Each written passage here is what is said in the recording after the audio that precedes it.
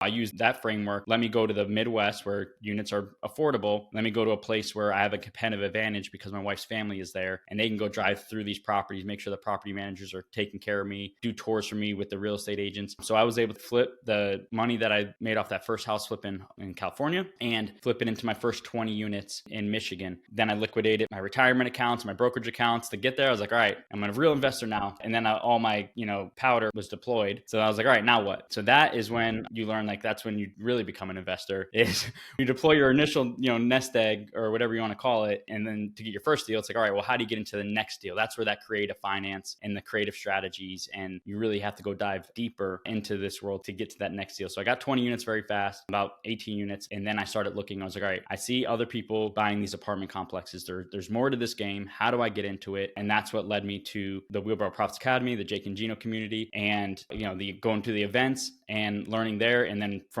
going from a fourplex to my very next unit after joining the community was a 52 unit joint venture